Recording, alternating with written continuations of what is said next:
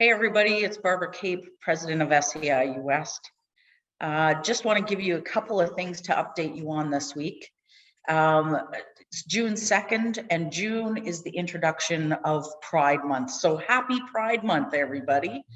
And for our members who are LGBTQ2S, I know that's a mouthful, and for our members who aren't, this is an opportunity to, do some reading, understand the experience of people who are gay, lesbian, bisexual, transgendered, two-spirited, and understand their experiences. This is also an opportunity for us to show our love and support for family, friends, coworkers who may be having a rough go of it and just need a little extra support as they navigate these waters. I do want to thank every member who was a delegate to our convention last week. It was a new experience. It was a virtual convention. And I want to thank everyone who ran for a position, those who, put their names forward, and those who will be tapped on the shoulder to fill positions.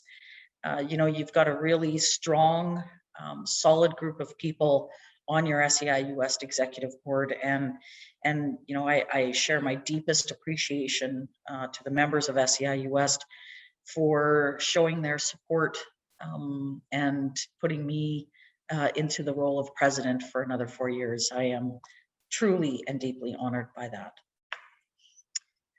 The other thing that coming out of convention is that we are doing a membership survey that we launched at convention, and the deadline to respond to the membership survey is June 16th. And you can find the link to the membership survey on our website. What we're trying to capture from this survey is sort of the demographics of our membership. We do this, try to do this every 3 to 4 years. But we're also seeking your direction and your opinion on the work that the union is doing. And so we want to make sure that we're responding to your suggestions. I know we can't be all things to all people, but I do want the feedback so that we can refine our work and make sure that we are as responsive as we possibly can be to our membership. The Saskatchewan Health Authority announced their reopen plan, and you'll be able to find it on the SHA website. If you're an SHA employee, you likely have heard about it in huddles or on the SHA intranet. And, we'll be coming out with a press release to talk about our concerns about this. Fundamentally, I think the concern that we have is sort of the lack of direct investment and focus on the staff who have been through these last 15 months of hell.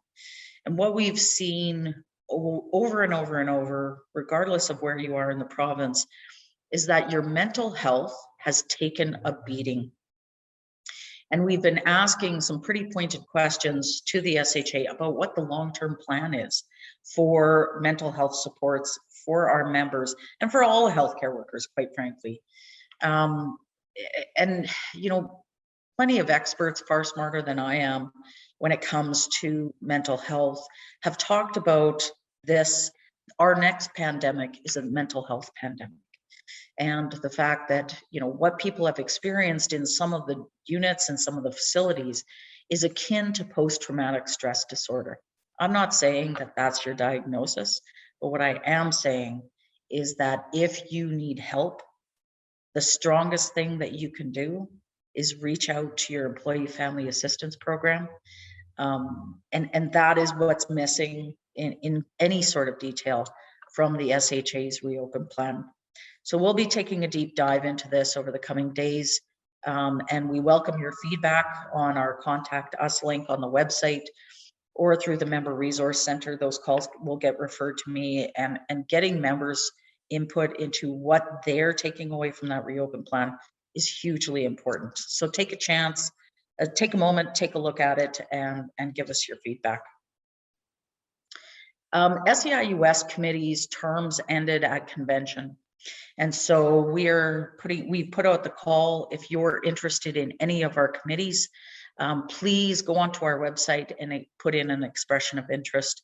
We have a lot of committees that give you the opportunity to sort of dip your toe into the water and see what being a union activist can be like. We have a number of committees, equity committees, like the Indigenous Committee, the Multicultural Mentorship Committee. We have the Education Committee, Worker Safety Committee. There's a lot of opportunities for you to really contribute your gifts to your union being successful. And I want to close this message thinking about, this is Indigenous History Month as well.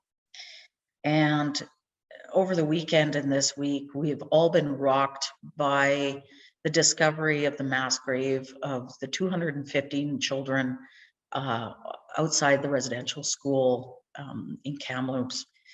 And you know, we talked a lot about this within SEIU, and we're struggling, all of us, to try and really articulate just how this is impacting us. And the loss of those 215 souls, and you know, the impact on their families, their communities, it's devastating. There's just no other way to describe it. And you know, I think Canada needs, as a country, as a people, Canada needs to acknowledge and own the racism and discrimination that is part of our history. And until we do that, we will remain an incomplete country. And this is the part of the reconciliation and truth journey that is the most difficult, but it is, you know, the steps that we need to take on that path. And so take some time during June, not only because of the loss of those 215 souls, use that as the catalyst, though, to learn more about the history of the First Nations and the Métis people in Canada. We like to think that we don't have that sort of discrimination and racism here in Canada because we're so polite, but we do. And we need to own that and change our behavior in order to be a more complete country. Take care, everybody. Get your second shot. Wear your mask. We're not through this yet. Wear your mask, stay physically distant, get your second shot, and take care of yourselves.